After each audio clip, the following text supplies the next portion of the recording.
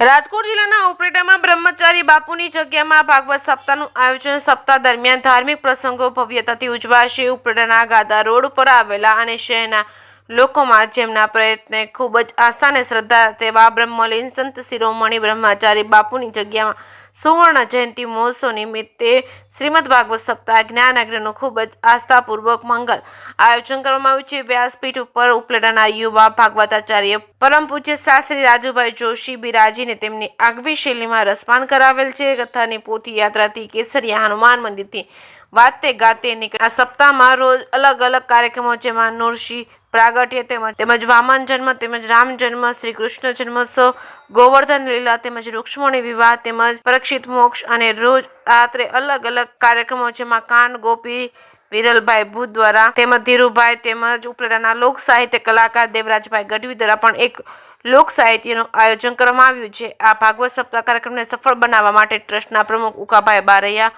ઉપપ્રમુખ શૈલેષભાઈ બારૈયાના માર્ગદર્શન નીચે ટ્રસ્ટીઓ પૂજ્ય શ્રી બ્રહ્મચારી બાપુના સેવકો વગેરે જેમત ઉઠાવી હતી. જે કેસરી ગુજરાતી સાથે અર્શી આહિર, ઉપલેટા. વિધાનભાઈ ચંદ્રવાડિયા, ઉપલેટા નગરપાલિકા પૂર્વ પ્રમુખ.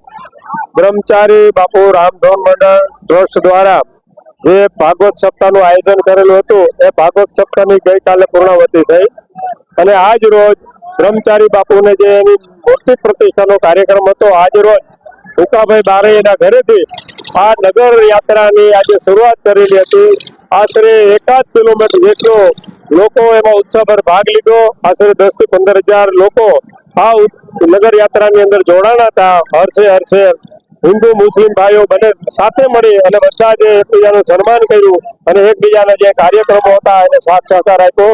ખરેખર ધન્યવાદ છે આ ટ્રસ્ટી મંડળને. અને આજે પ્રાણ પ્રતિષ્ઠા છે. આજે લગભગ મને એમ છે 10 થી 15,000 લોકો આજે પ્રસાદીએ છે. આજે રામનવમી નિમિત્તે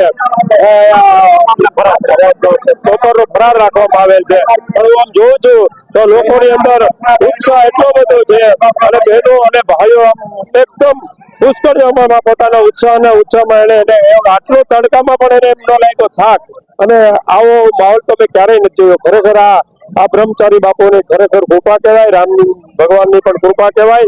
આ માહોલ અને આ જોતા ખરેખર ધન્ય ટ્રસ્ટી મંડળને ધન્યવાદ આપું છું, લોકોને પણ ધન્યવાદ આપું છું. અને આ માહોલ ઉલ્લાસ અને ગામનો અને ગામ લોકોનો હોય એવું મને લાગ્યું.